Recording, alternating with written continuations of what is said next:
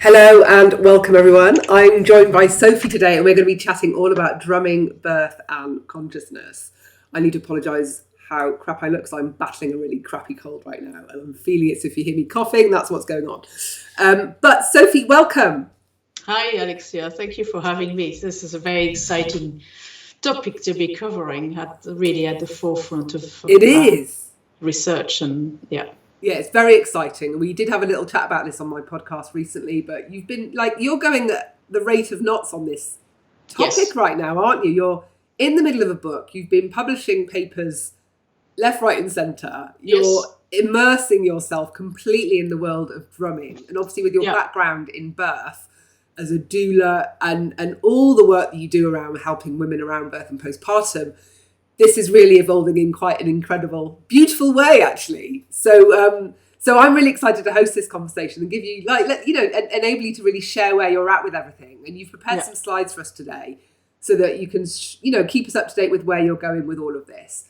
But before we dive into that, I'd love to, for those that don't know who you are, Sophie, do you want to just give a quick intro for those? Yeah, a whole slide about that into the slides I've shared. But to give a really quick intro, like how long you got, I was a research scientist for 20 years. I had a change of career about 12 years ago when I went into birth work and I became an antenatal teacher, doula. I spent a lot of time growing this, moving from teaching parents to teaching professionals. And along the way, I picked up a lot of alternative practices, healing rituals and massage. And one of the things I picked up was drumming. And it wasn't really until last year or this year that I started to think, wow, I need to share this because this is really something we need back.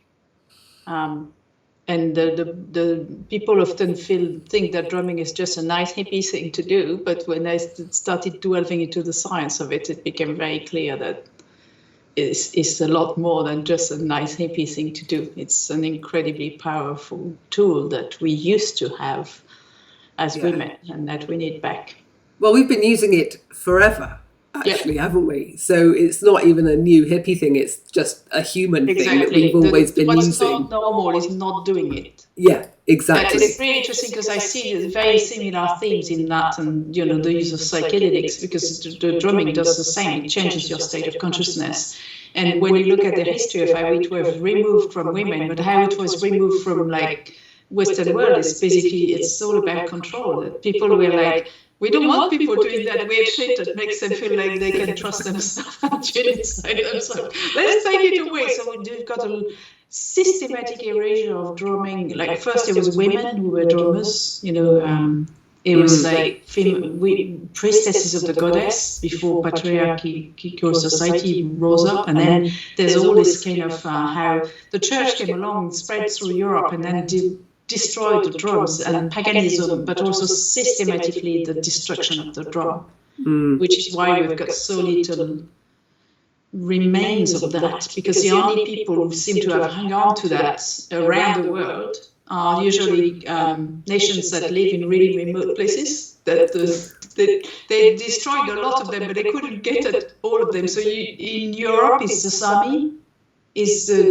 Sami is a culture of people who live in north of Scandinavia, and I think it tops across of Scandinavia and a part of Russia. And because they live in such remote and cold places, I think people just couldn't quite get at them. It's the same with outer Mongolia, places that have remained or middle of the rainforest in somewhere that the colonists haven't been able to access. But its destruction happened inside of European population.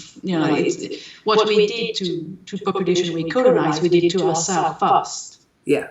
And so and it's very tied in with the burning of witches.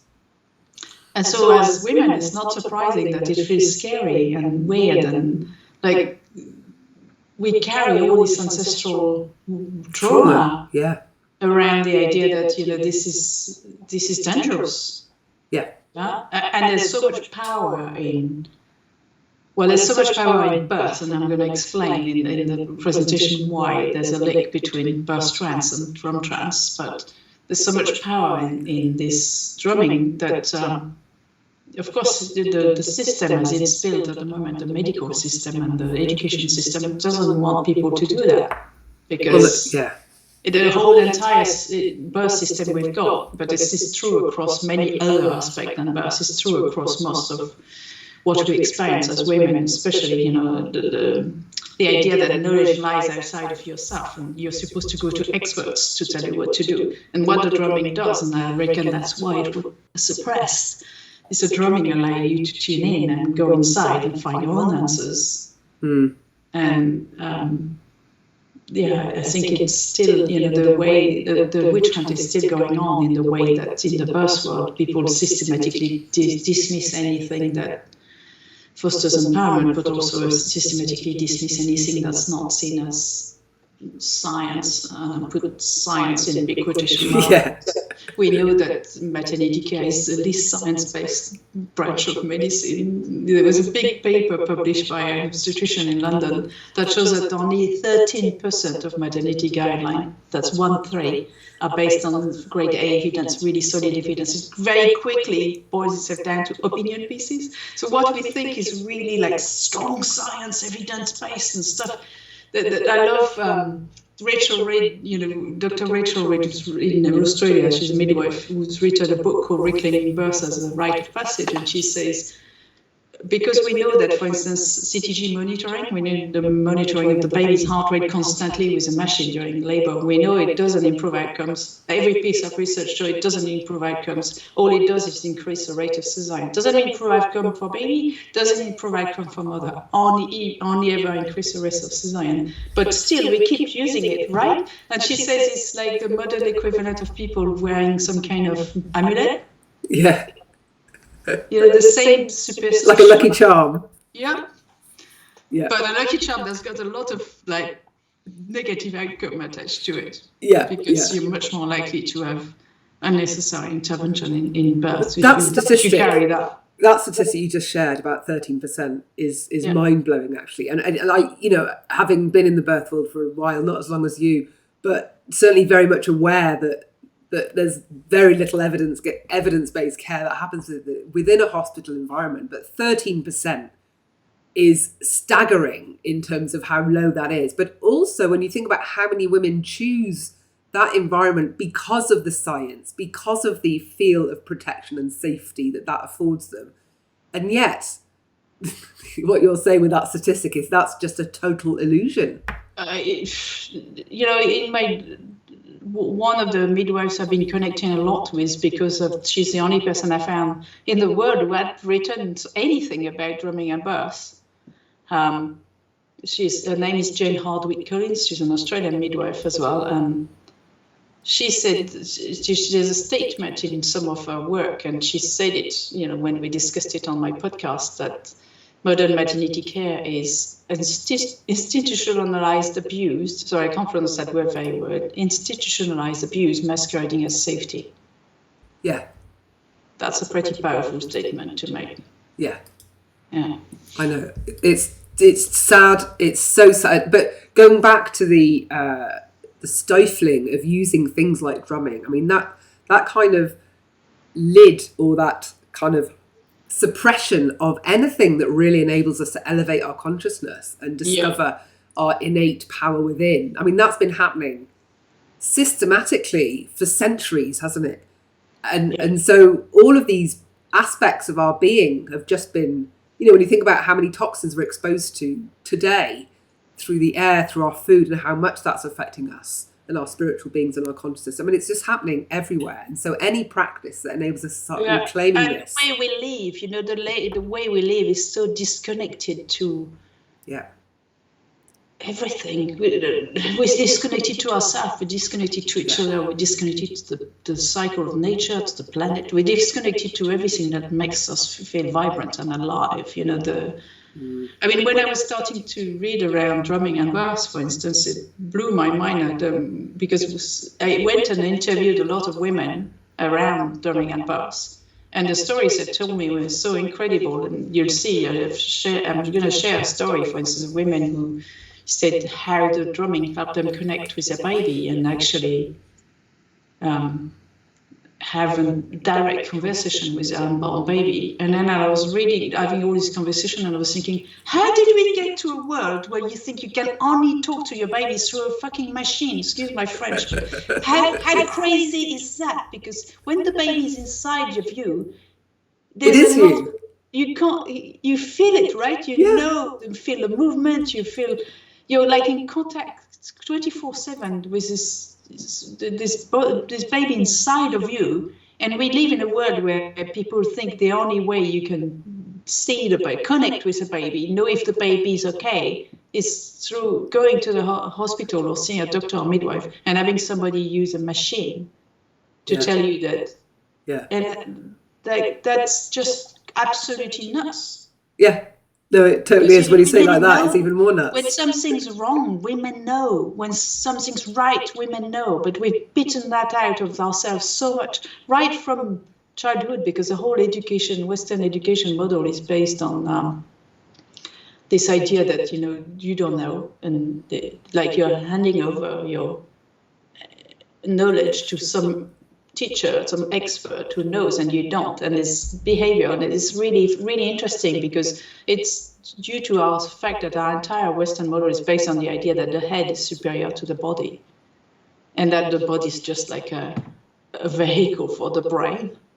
But it doesn't, it's so against humanity. This harms, it's much more bigger than us, because it harms us as people, as humans, as spiritual being, as whole being, to not be trusting ourselves, to not be connecting to ourselves, to be in that state where we are. So one of the things I will share in the slides is that there's a very big proportion of people in the Western world who are not in the state of brainwave that they should be in. So we basically, our disease of our culture is that we're always almost in a hyper-vigilant state.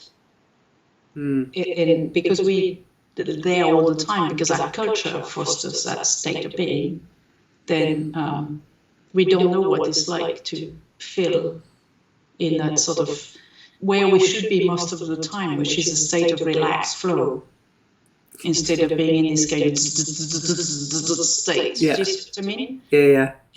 And the drumming does the bit of research, because I'm reading all the time about this, because I'm doing the research for my book, and the bit of research that really blew my mind is there's a book I'm reading at the moment called The Healing Power of the Drum. And this is written by a psychotherapist, and he says, you know, he was working with people who have like hypervigilance, people who have PTSD and trauma, like who are in that state. And he was recording their brains using EEG electrodes, and he said, I can't get those people to have alpha waves, which is exactly what the drumming does. I can't get those people to have alpha wave, which your brain goes from like beta to alpha to delta to theta, theta being deep sleep, beta being the sort of alertness. And then we should be spending a lot more time in alpha. Alpha is this kind of relaxed flow state. But he said none of those people had alpha waves ever. He couldn't get them to have alpha waves. He tried biofeedback, he tried meditation, and couldn't get none of them to have alpha waves. And then he said, somebody said, have you tried drumming? So he did have those people drum, you know, with electrode on their head, and within 20 minutes of drumming, every single one of them had alpha waves. Wow. He said not 5 sessions or 10 sessions, 1 session. Amazing. This guy had been trying for 11 years to help people overcome this state of hypervigilance that they were stuck in from trauma, you know, and like veterans and people like that who had, you know, complex PTSD. And I was, wow, you know, like. And how long does that state stay? Is it while you're drumming, or does it stay with you? So that I've not gone into delving into you know, like I said, I'm reading. I've not gone into. I've contacted the author of the book because he's got a second book. There's no longer 9 others book are out of print because they were published a long time ago, and I was like, can I have a copy of your second book? So maybe he talks about that. I don't know, but often the research also is quite emergent. This topic. What shamans have known for a long time, you know, the shamans have always known that what the drumming does is change the state of consciousness. We now have emergent research. There seems to be a flurry of research happening on what trance and drumming do to, you know, as almost like a new avenue to explore for psychiatric disease and mental illness and depression and anxiety, and what are like basically the illnesses of our culture. Yeah. So the measurement that they're using to track this shift in consciousness or the change in consciousness, is that down to these alpha and beta and theta waves, or is there another metric? Well, there's lots of other metrics. So there's things like we know that drumming just calms your nervous system down. We know that it increases the release of feel-good hormones like endorphins, natural painkillers.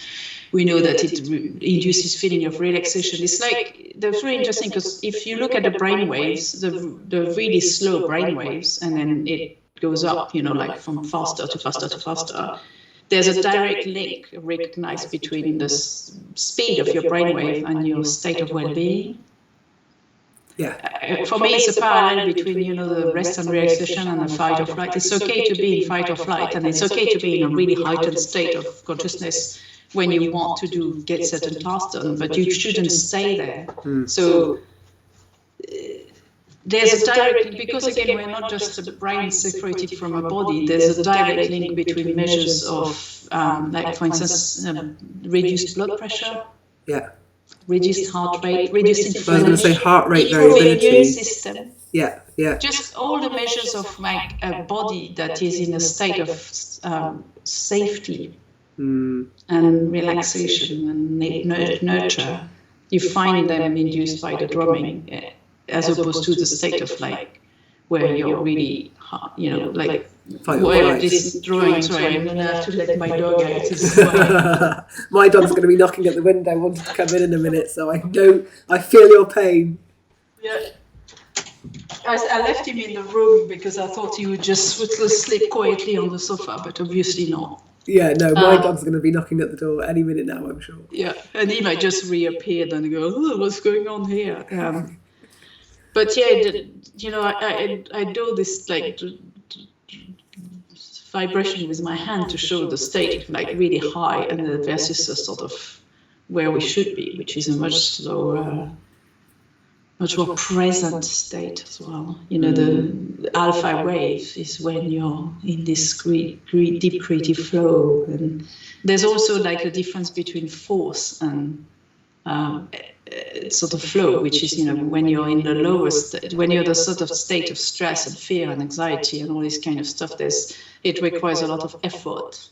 Yeah. Whereas when you're in the sort of that more relaxed state that is promoted by the drumming, but also things like relaxation, meditation and dance and all sorts of other practice, yoga. There's the list is endless. The reason I like the drumming over any of those other things, because I've tried lots and lots and lots of things over the years, is that the drumming is effortless. And the reading I'm doing is saying the same thing. The guy said people don't have to try.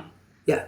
Right? They don't have to make themselves. When you try to meditate, especially when you're new to it, it's going to require a lot of effort to quiet your brain down. With my experience of what drumming does to me, which is now I'm finding evidence that it's true. It's effortless. I don't have to try. Even people who don't believe in it. So the story I really like to tell is I'd recorded myself drumming so I could share a track with people online.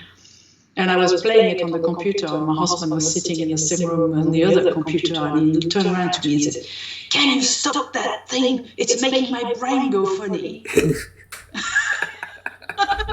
And I was like, yeah, it does that. That's what it does. Because even just listening to drumming will do that. But of course, when you do the drumming live, there's something about that's much more powerful because you get vibrations. Oh, it's huge. Sound. Yeah, it's huge.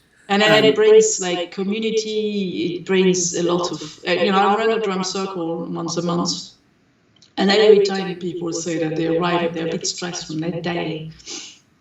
And by the end of the drum circle, they're completely different. In fact, they say that they're completely different because when you drum, you can't be thinking about something else. So your mind might wonder. When I notice in this alpha state that's induced by the drumming, is the mind gets a lot more loose and fluid and free.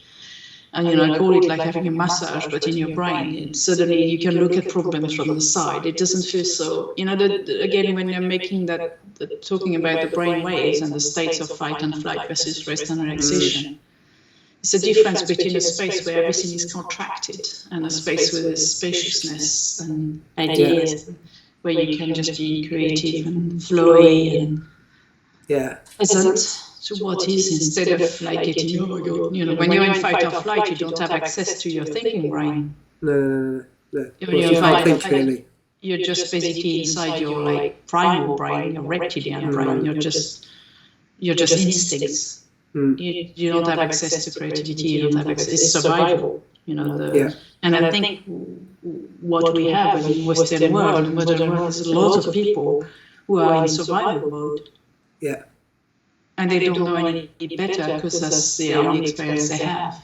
Children have alpha waves as default. You can see that. And they're always banging stuff around the house, and you're like, will you stop that banging? But the more we grow up, the more we go into beta wave as our normal. And I don't think that's normal. I think that's normal for the West. But I bet if they went and studied the brains of people who live in cultures where... So for instance, this weekend I went to a curtain. And a curtain is like you sing mantras, in Sanskrit mantras, whilst playing the harmonium. And I drummed there. And one of the guys doing the harmonium is Indian, and he was saying to me, well, in my experience, it's normal to have this. You know, one of the things I've noticed when I've started studying the drumming is that the community-based trance is normal for humanity. And there's still lots of culture around the world, and we believe the Western European culture, for instance, used to have that as well. But because it's been banned for so long, then people don't know. The only time they experience something like that is when they go to a festival. Or it's not embedded in normal life, but in what should be normal for humanity, is to have community-based rituals that involve trance, so that people can let go of trauma. Yeah. I remember I went to Glastonbury. This is before this is when we used to jump over the fence to go to Glastonbury. Yeah. And there was one night where somebody just started banging a bin lid with a stick. Yeah. And then it started to pick, then other people started joining in.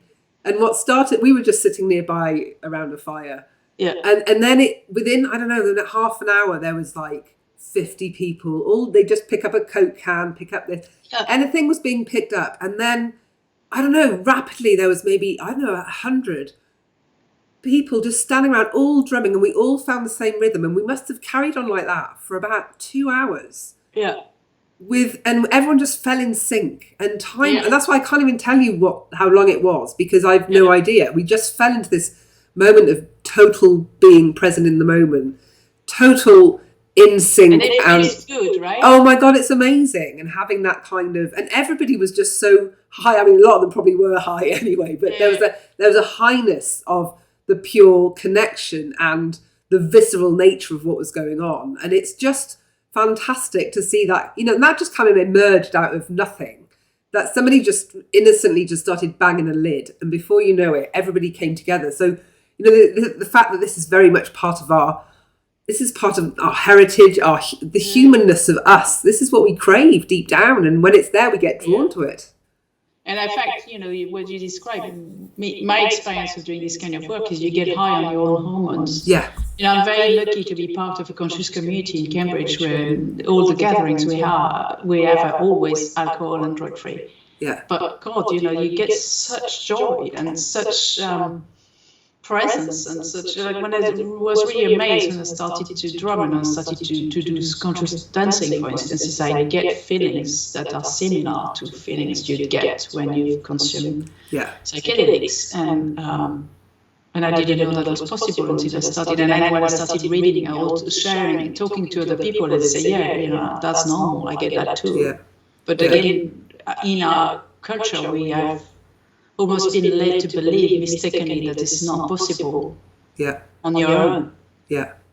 And I used to do a martial art called capoeira from Brazil, and that's all based around the drum. I brought one of those drums back myself from Brazil, these massive drums, and the whole, the end point of capoeira is all stand in a circle, and there are people sparring in the middle, there's drumming, and everyone's moving. You're either clapping to the rhythm of the drum, or there's somebody leading the drumming, and there's that high that we all had when we were playing that was just phenomenal. And again, it was all led by the drum, and the drummer would be the one that set the pace and the rhythm, and it was almost like a feedback loop where the energy of the circle would feed back into the drum. Yeah. And then the drum would come back out and we'd respond. And there was this almost like this interaction between the drum rhythm and us as we became one and was dancing with the energy of that circle. And it really was, everyone would leave those sessions just absolutely off their heads because we just loved it. It was just phenomenal. And any way that you can access that kind of drumming environment is, I just say go for it because what's it's so powerful. Fascinating to me is, the what you're describing is what we call resonance. So, and entrainment. So what we know from research, the kind of research that shows if you put two pendulums next to each other, eventually they, and so we know that the same thing when there's a rhythm, like, because the rhythm is so innate to us, when there's a drumming rhythm, people's brain entrain, and then of course if they drum together, there's a much bigger entrainment that happens. And like what you described, that sense of, it transcends politics, it transcends, spiritual beliefs. It's also, you don't need to speak even the same language. Yeah. And people, some of the research I'm reading is people talk about being able to process emotions through the drumming without having to talk. So it's not re-traumatizing the way that, the Western model would have you tell your story over and over again, and which we know can be re-traumatizing for people who carry trauma. But this is a very safe and easy way to basically express what's inside. Yeah, and release it. Yeah, release it. Yeah, I was really amazed to find that there's somebody who's coming to my drum circle who was then by their therapist, because the therapist said it would help them feel safer in their body, and that's what that person is now coming every month. And that's really interesting to see how powerful this all is. For me, the most amazing experience I had recently is about 3 weeks ago, I went to a convention of women drummers, the first ever UK convention of women drummers. There was 150 women. Wow. Can you imagine 150 women drumming together? Oh my goodness. In the space, I was like, I arrived there, the day started with, I gave a talk about the science of drumming, but there were various workshops and stalls and stuff, and the minute I arrived there, and the conference started with a group of women who drummed and sang, to start the day, and I was like, this is my kind of conference. Because when I used to be a scientist, the kind of conference I went to, it was so dry. Even if I liked the topic, it's so dry and so, even when I was a PhD student, I remember thinking, why do we have to be so boring? I was telling my supervisor, why do all the papers have to be written that way? What about this? And everybody always looked at me like I had two heads, but where's the joy? And I've been at talks where people were presenting stuff in a way that was entertaining and stuff, but most of the time there's also, right brain and very masculine and constricted. That stuff I was talking about, flow versus constriction. Yeah. And I'm just wondering about the metrics. Just going back to the metrics briefly, because we're now walking little metric machines with our fitness trackers and our Apple Watches and all of that. Yeah. And a lot of these, HRV, tracking our heart rates, all of this stuff is available to all of us. And I'm just wondering whether or not there are any, for those that want to try drumming, that want to start maybe tapping into that and just seeing maybe some of the, getting the validation for themselves. It's all very well hearing you saying this and they're like, yeah. But I know through the work that I do, I've started tracking it and giving my clients metrics and they're tracking things like HRV on their Apple Watches, for example. And they're seeing a shift over time. They're seeing shifts while they're engaging with the work. So I just wonder whether or not there's anything that you can, I think I've got a drum upstairs. I might just go and see what happens when I'm drumming. Really good idea. But also how long that stays with me. I mean, I don't know, what tips would you give for people that maybe want to try and just start to get to grips with this and use it? I'm going to give you an example. Over the summer, I ran a cohort of students in my first ever Drumming for Birth online course. And I gave them one piece of homework. Because they were learning to do it for women, right? But I said, okay, one of the things is I know that people's going to have deep transformation for themselves. They don't know that when they sign up for the course. They're signing up to offer a service, But I said to my students, drum 5 minutes a day. If you tell yourself you're going to have to do it for 20 minutes, you won't. Yeah. You know, but 5 minutes you can find that time. And often once you get started, you carry on because but every single one of them described having an absolutely tremendous personal transformation. Wow. And I wish that I hadn't thought about this Apple Watch. I don't carry one of those. I tried it. I don't like the energy of it on my body. So I just don't want to wear one. But I thought that even with like an app, you know, on your phone you can get an app that measures your heart rate. You wouldn't get the variation, but I bet you if you started baseline and then you did 10 minutes of drumming or even 5 minutes of drumming. But the research is limited, but what the research shows is about it takes 10 to 50 minutes to get entrainment, right? To get the benefits. Do you see what I mean? That's what the limited research on the topic shows. But I guess with people who are used to it, I'm sure it'd be faster. It's a bit of training for anything. But I keep having this feeling that coming from what I'm doing, some research is going to come out, and it could be very easy citizen research by just asking people, rather than doing a research project, just asking people to, you know, record their heart rate variability and see over the course of, you know, a few months or weeks and see what happened there. Because it's the benefits are not just in your head. I mean, they're not just the state of consciousness. The benefit is just, it calms your system down. For me, it's bringing you back to a baseline. Yeah. It is a more healthy baseline. And does it maybe raise your baseline out of maybe those frequencies, those lower frequencies, and therefore it actually lifts you? You're going to be familiar with that because I drew this for myself the other day. Oh yes, the map of consciousness. Yeah, and the idea here is to raise the baseline, but to the level of consciousness, to a slightly higher baseline, rather than going, oh, I must go up and lighten all the time. But yeah, so you could take a reading before, you could take a calibration using the map of consciousness before the drumming and after the drumming, and see what the changes are, and see whether that is and how long that lift stays. That's the work I'm doing with the healing work that I do, is I take a map of consciousness reading before we start work, and then afterwards, and then keep tracking afterwards to see whether that's been maintained, whether that change in consciousness is maintained, whether it's and I've, like some of my clients who've gone to dance festivals say, we've taken the reading at the dance festival where they've had these experiences of community connection, you know, rhythm, and they've bounced really high at the festival. That stayed with them for a week, and then they've come back to their baseline. So this is why I'm really interested in this kind of shift and how well, you know, is it a permanent shift? What does bring about the permanent shift? These are the kind of questions I'm really curious about. And these are things we can start testing for and taking readings and metrics, and we can do that research ourselves. We don't need, you know, big research grants to kind of undertake that level of research. Yeah, I mean, if it's simple, there's a lot of research that's carried out just through questionnaires, you know, like when you go and see a therapist, they're going to ask you to rate yourself on this, like, depression scale or something like that. And that's considered an acceptable tool for measuring outcomes. So why not using a map of consciousness? No. Now we're already like half an hour in, and you've got some slides. I've got some slides. But I mean, I'd rather talk in a more like a live way, like that. Yeah, no, I know.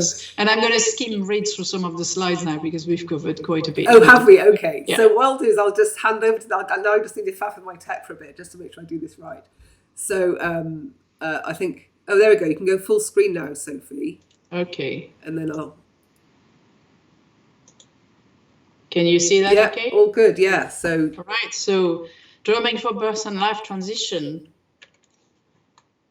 So, I'm going to briefly tell you about me, but I've already done a lot of that and why I created this class. Talk briefly about the history and the science of drumming and how drumming supports the birth journey. And I'm going to share stories of drumming at birth and how drumming supports life transitions, and we'll share also some further learning. So as I've said, I was a research scientist for 20 years. I've got 12 years experience as a perinatal educator and I've worked as an antenatal teacher. I worked as a birth and postnatal doula and doula mentor. I'm a Reiki and Reiki drum practitioner and teacher. And I've been teaching workshops for parents and birth professionals for 12 years. And I published a book called Why Postnatal Recovery Matters. My signature approach is what I love the most, is to blend scientific and traditional knowledge. So my drumming journeys, I was first ever exposed to drumming 10 years ago. I've written a blog about that called Drumming League Bullshit, ? Because the first time I heard about drumming, that was my reaction. But when I first had an experience of shamanic drumming, it was so powerful that I was like, oh I want a drum. And I was very lucky I told my parents, and they gave me a drum that acquired in Ireland, an Irish Baron. And I started playing around with that, but I had huge imposter syndrome.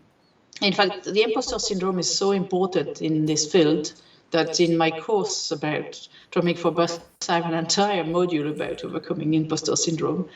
So when I came back with my Irish drum from France, and the baran is typically played with some kind of little sticks that you twist between your fingers, and I didn't know how to do that. I went to see my friend Peter, who is a shaman, and I said, Peter, I can't play with a stick. And he was like, what do you want to do with this drum, Sophie? Do you want to play in an Irish band? And I said, no, I want to do some shamanic drumming. He said, then you do not need to learn to play with a stick.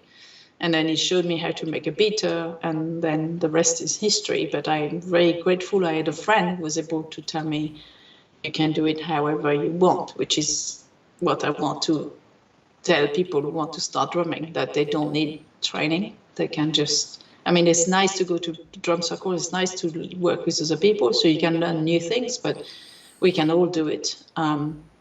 So I trained in becoming a Reiki drum both facilitator and teacher, and then along the way I started drumming during pregnancy, during birth, and during the postpartum. And this year I attended a Sacred Women Drum Circle facilitator training. So now what I do is I have my own practice of drumming weekly at dawn in the local woods with 2 other women. I've been doing that since May 2020, so that's 3.5 years. I've been running a drum circle near Cambridge for 3 years. I use drumming in ceremony and healing. I've made 3 drums, I own 20, and I teach drumming for birth and life transition. I wrote the first ever article in a scientific journal about drumming for birth. This literally came out last month. I'm writing a book about drumming for birth and women's life transition. And I started a podcast in a couple of months ago called The Wisdom Messenger. And the first episode I interviewed Jane Hardwick Collins about drumming and birth. So there's pictures here of some of my many drums. I haven't put all the 20s, but this is a drum I made, for instance, in this one on the first picture. And this particular drum here it was made for me, carved with a picture of a woman giving birth at the back of it, or what the energy happens during birth. And that's a picture of the group of women. I did the Sacred Women Drum Circle Facilitator training last summer, and I made this egg-shaped drum out of horsehide during this 4 days training on a shamanic land. Oops, hang on, I didn't mean to click on that. And it keeps going for some reason onto Instagram, so let's see if I can get it to move to the next page. Yeah. These are pictures of ceremonies I do for pregnancy using drumming groups, drum circles I run near Cambridge. Now I used to run them indoors, but now I run them inside this geodome in the woods, which is a magical space. This is a picture of some of my drums during getting ready for a drum circle. And this picture in the middle is me giving a talk about the science of drumming at the Convention of Women Drummers. And that's a picture of the article I published in the International Journal of Birth and Parenting Education last month, which is about explaining how drumming can support birth. And if people want a copy of that, they're welcome to send me a private message. So why did I create this class? Is because giving birth is a rite of passage and a spiritual transition. And birth is a modified state of consciousness and a trance. To give birth, we need to be. In fact, the endorphins favorize the cortex to switch off so we can go in that trance. And not only neither the rite of passage and spiritual transition or the trance aspect are recognized or acknowledged within the medical model, they're actually actively prevented. they're actively not facilitated. And drumming is a way to reclaim this, and it also provides many benefits to the mind and body. So we really need it back. So I'm going to skip through that, but what I mentioned, that we know that drumming is not a new age thing. Frame drums have been found as to be one of the oldest musical instruments. There's been drums found that are from 5000 BC. And we also know that it was traditionally women that used to be drummers up to before 5000 BC. So the only person I've found that has written stuff in a book called When the Women Were Drummers is Lainie Redmond, who was a drummer and a shaman. She's passed away sadly, but her book is a big scholarly book where she'd gone to look at all the ancient goddess history and all around, the Europe and various places in the world, finding proof that drumming used to be done by women. And in that book, there's a couple of references to birth and drumming, where Lainie says, priestesses of the goddess knew which rhythm facilitated childbirth and which induced the ecstatic trance of spiritual transcendence, and also that certain drum rhythm caused the womb to contract, facilitating labor in childbirth. So when I started researching drumming for birth earlier this year, I realized that there was almost nothing written on the subject. That apart from Lainie Redmond's books and the two quotes I've shown, and also an article on Jane Hardwick Collins' blog, I've found absolutely no books, no scientific articles, no podcasts. I found nothing, literally, apart from those two I've quoted above. So I started writing and offering training because I was like, wow, this needs to be brought back.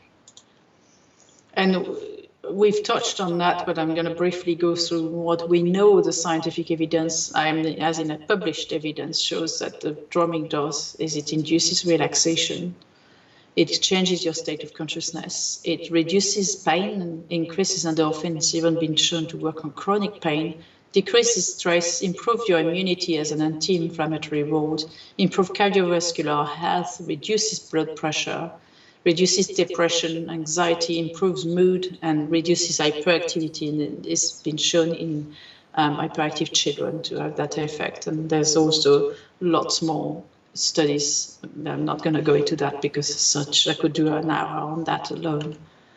So I just want to show this.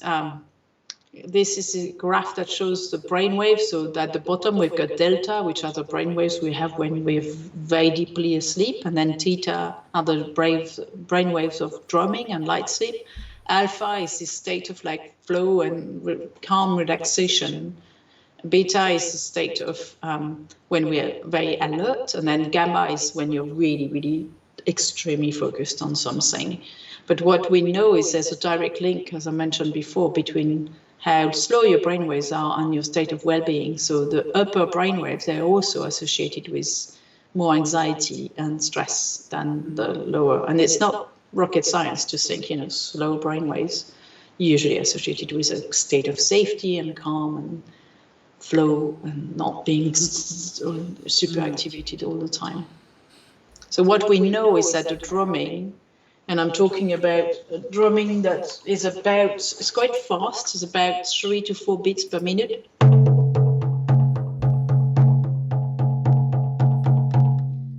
It's usually associated with alpha waves. So if you get people into listening or playing that kind of drumming for about 10 to 15 minutes, they're all going to have alpha waves.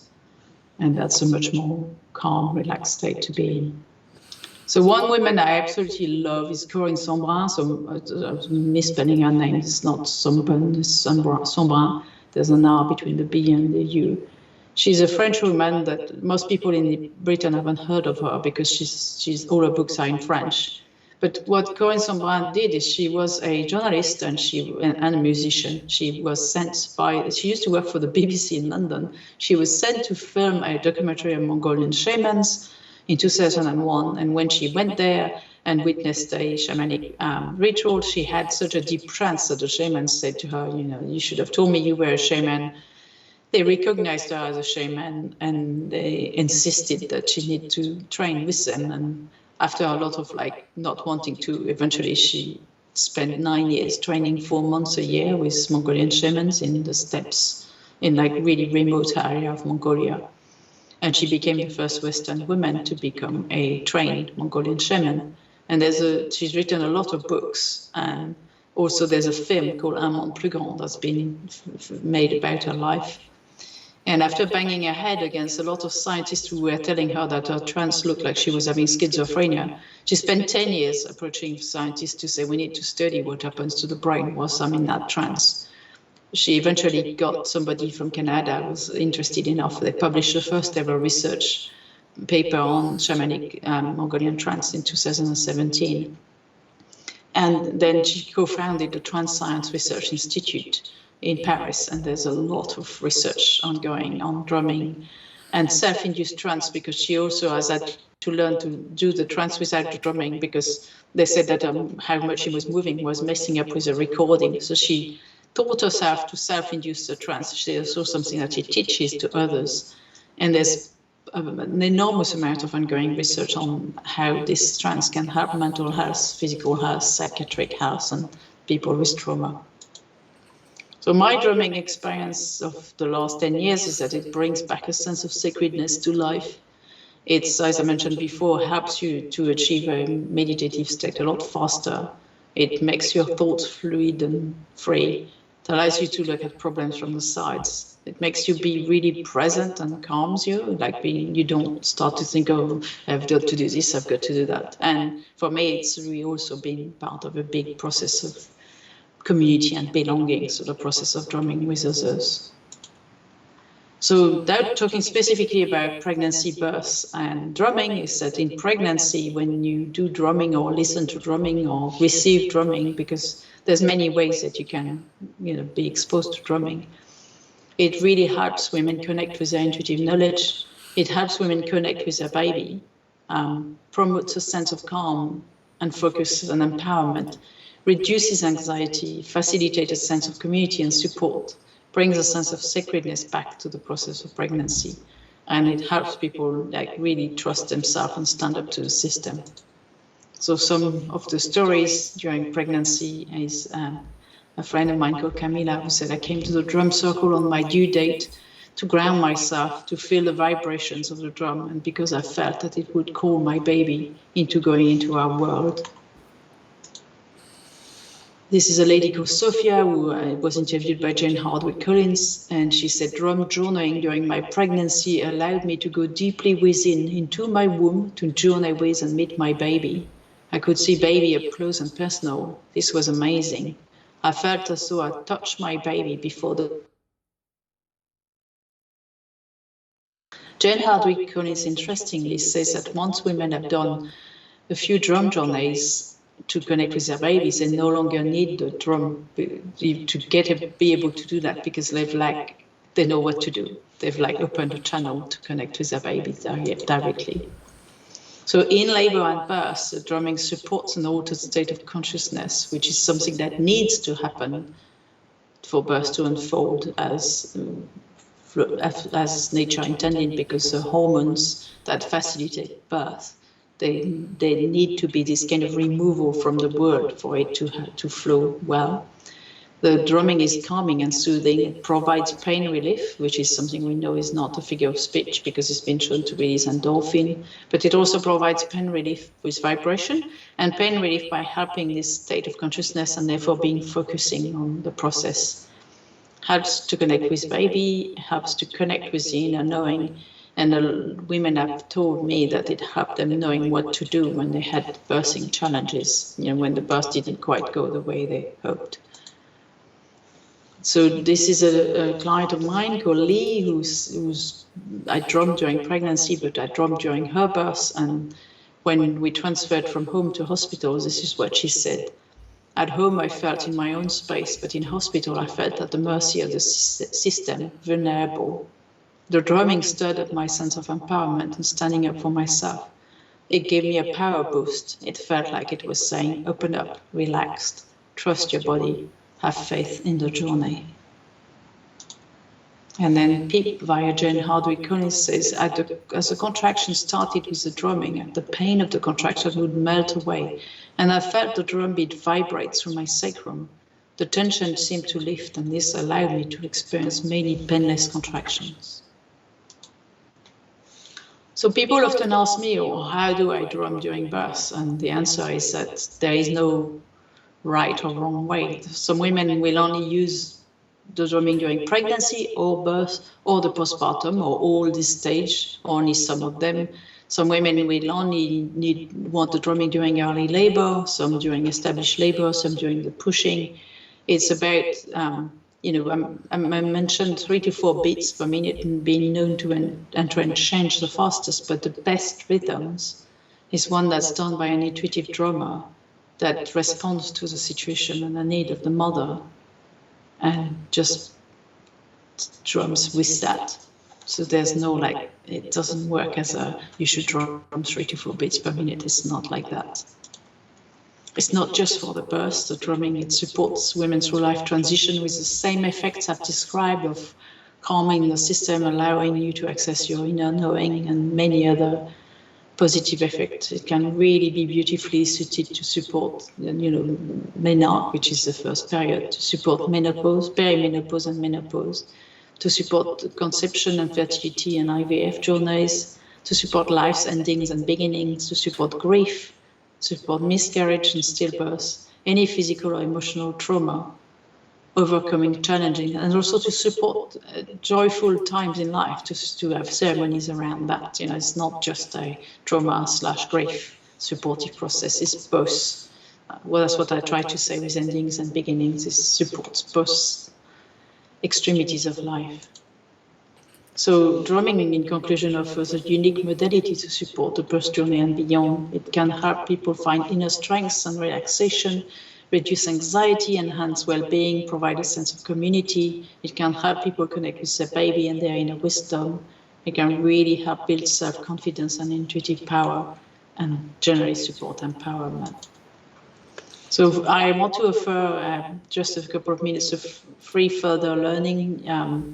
I've written several blog articles about drumming on my website. I have a podcast available on YouTube and Spotify and Apple Podcasts called The Wisdom Messenger. There are a few episodes about drumming. This is generally a topic about trance and drumming and empowerment and well-being. There's an article written by Jane Hardwick Collins on a website called Drumming and Birth.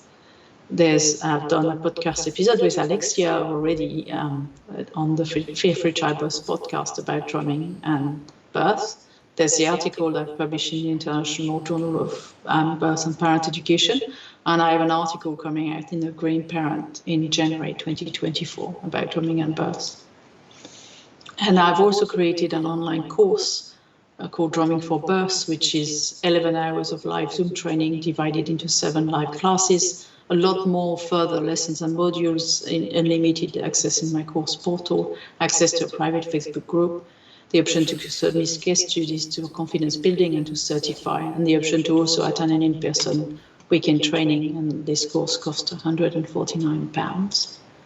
In January in the UK this year, I'm doing an immersive weekend called Drumming the Soul Within, which is learning drumming for birth and women's life transition, where I will teach intuitive drum healing, where there will be drum circles, where there will be a very immersive experience of drumming, where you come out feeling confident that you can start your drumming journey. It's on the 27th and 20th of January, and it costs £349.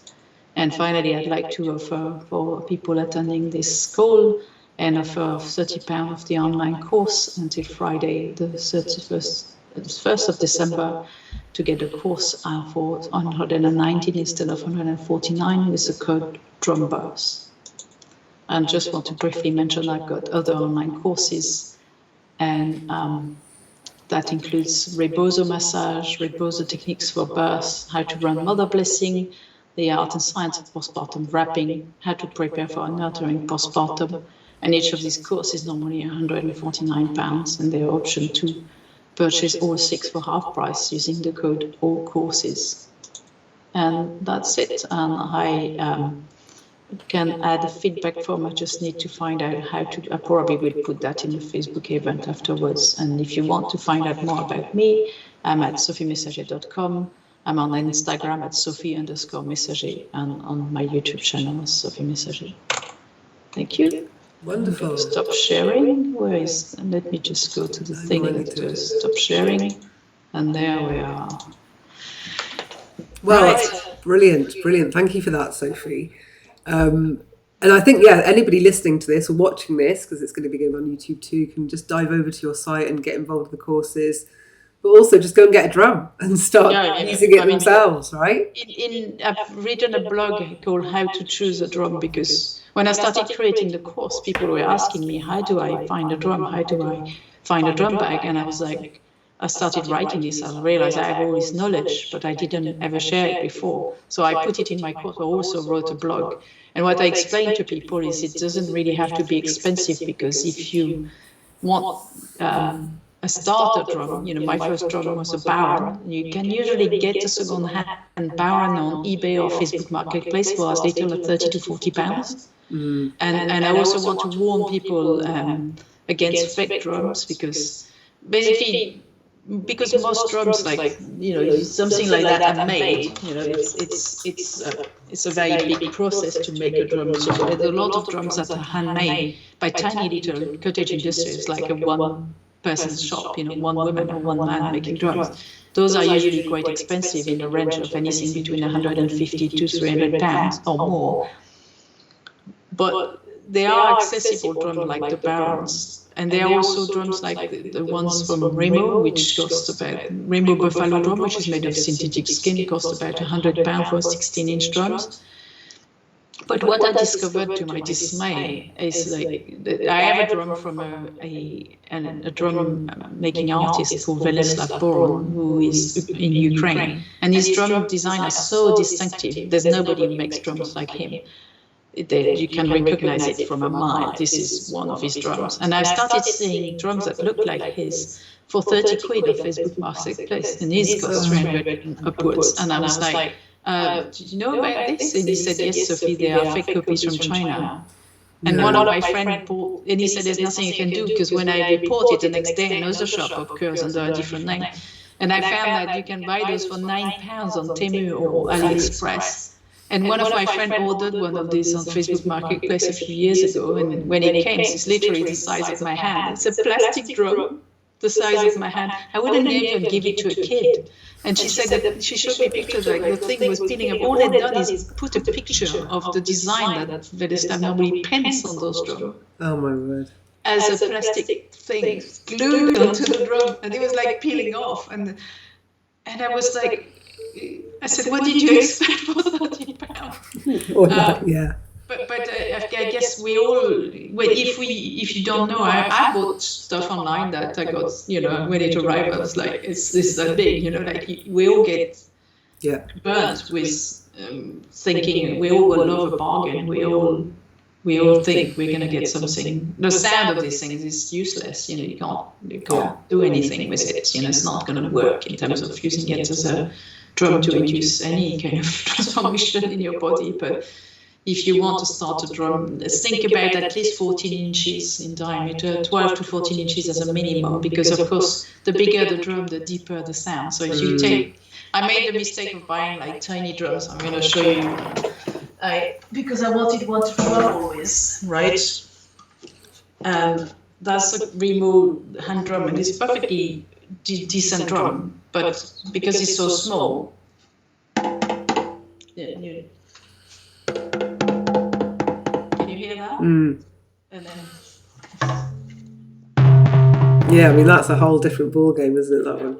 So I bought this thinking, when I travel on the train or on the plane, I can have a tiny drum. But what I discovered is that tiny drums make tiny sounds, very high pitched as well. I like the biggest, I like really, really big drums. I've been into workshops where they have enormous drums, and the sound of this, like enormous drums on stilts, that they're so big they need to be on support, and you can play them like 6 or 7 people at once, and it's just incredible. Now, when I bought my drum in Brazil, I was camping in a 2-man tent, and it needed its own bag and took up half the tent. So it's it's as high as my when I'm playing it, it's up to my breasts kind of thing. but the sound of the wood and everything just coming through is just beautiful. And I'm just wondering, do you do drumming? Do you make drums to order, Sophie? Can somebody order a drum off you? No, I don't. This is not something I find myself wanting to do at this moment in time, making drum, because that's just not where you're at. That's not calling me. Do you see what I mean? To make drums. But if people want a drum made, one person I really recommend. Again, if you go look for my blog, in my blog there's a thing called How to Choose a Drum, and I link to a lot of people. But the one woman I really recommend in the UK is Lainie Redmond, and the website is called thedrumwoman.com. Brilliant. And that's who I trained with. Lainie is the one who launched that convention of women drummer, and having trained over 4 days making a drum with Lainie, and how spiritual she is, and yet how down to earth. And because for me, the hallmark of somebody who's really masterful at their craft is that they're very, very experienced, but yet make it really accessible for people who are new. None of that, like I'm the guru, or none of that. I love Lainie's down to earth and joyful energy.